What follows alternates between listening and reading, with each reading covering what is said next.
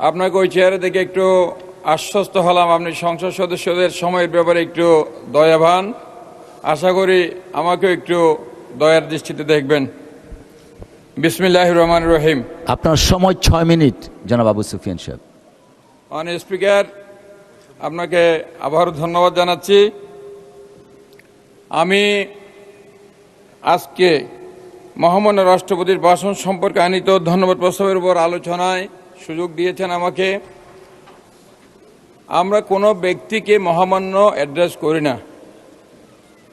বাংলাদেশের রাষ্ট্রপতি যাকে আমরা মহামান্য সম্বোধন করি, অ্যাড্রেস করি, উনি ভাষণ দিয়েছেন। অনেকের সেই ভাষণ মনোঃপুত হয় নাই, অনেকে মনোঃপুত হয় নাই। এই সংসদ থেকে ওনারা ওয়াকআউট করেছেন। আমরা ওনার বক্তব্য শুনেছি।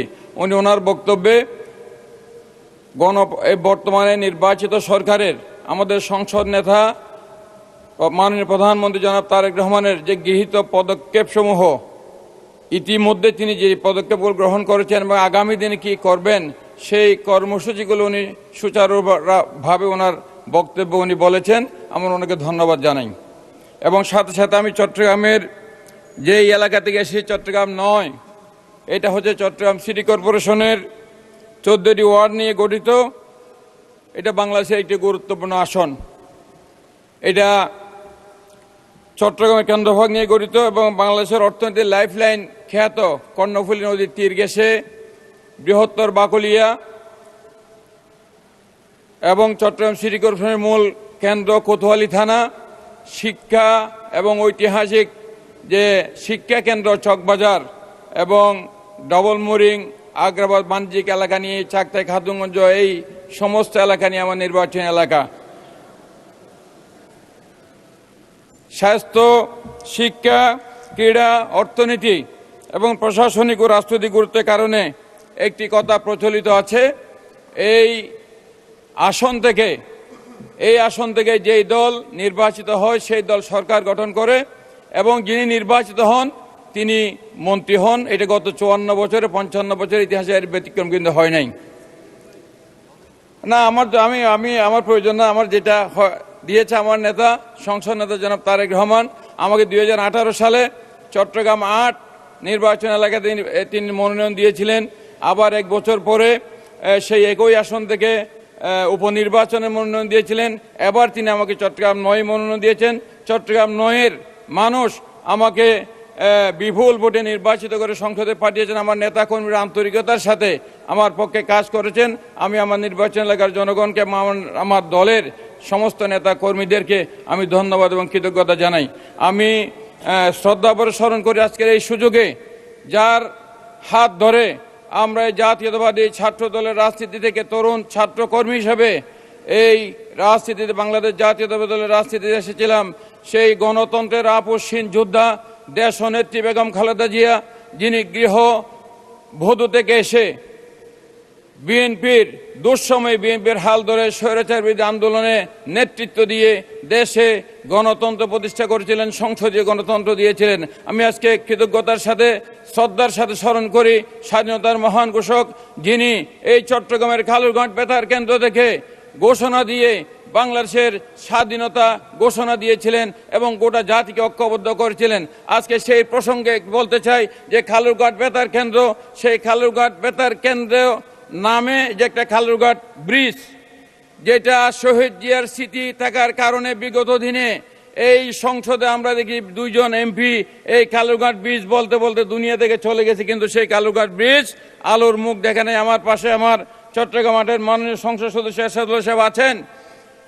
আজকে চট্টগ্রামবাসীর প্রাণের দাবি এই কালুরঘাট ব্রিজ এবং সেটা আজকে শহীদ জিয়ার স্বাধীনতার ঘোষণাকে স্মরণীয় করে রাখার জন্য আমি আজকে প্রস্তাব করব সেই ব্রিজ যাতে মহান স্বাধীনতার ঘোষক শহীদ রাষ্ট্রপতি জিয়াউর রহমানের নামে নামকরণ করা হয় এবং সেই ব্রিজ যাতে অবিলম্বে সেই কার্যক্রম যাতে শুরু করা হয়, সেটা আজকে চট্টগ্রামবাসীর প্রাণের দাবি।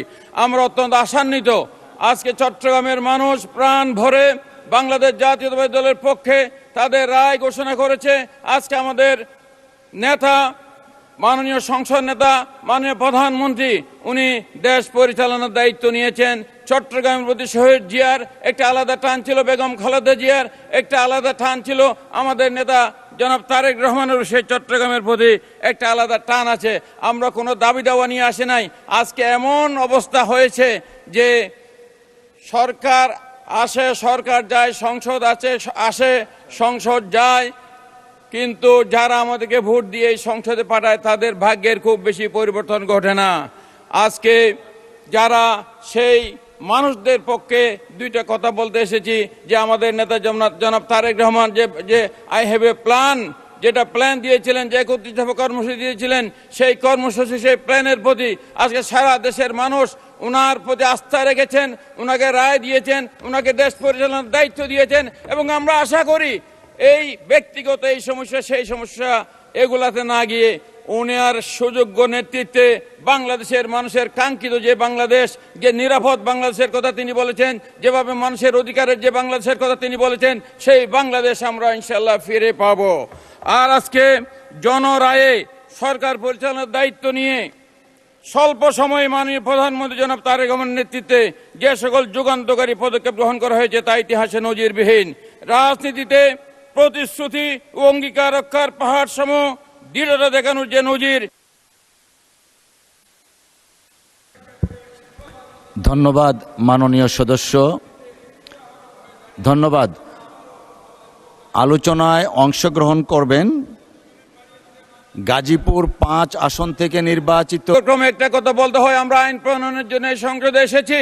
আজকে আমরা সবাই সামাজিক যোগাযোগ মাধ্যম ব্যবহার করি, কিন্তু আজকে সামাজিক যোগাযোগ মাধ্যমে যখন আমরা প্রবেশ করি, সেখানে আমাদের এই যে মাননীয় প্রধানমন্ত্রী, আমাদের সিনিয়র নেতৃবৃন্দ থেকে শুরু করে সকল নেতৃবৃন্দের বিরুদ্ধে, সরকারের বিরুদ্ধে যেভাবে মিথ্যা প্রপাগান্ডা, যেভাবে মিথ্যা ফটোকার্ড ছড়িয়ে প্রচারণা চালানো হয়, এটার বিরুদ্ধে তীব্র নিন্দা জানিয়ে আমরা শেষ করলে হবে না। আমরা এগুলার বন্ধ করার জন্য সুস্পষ্ট আইন আমাদেরকে প্রণয়ন করতে হবে।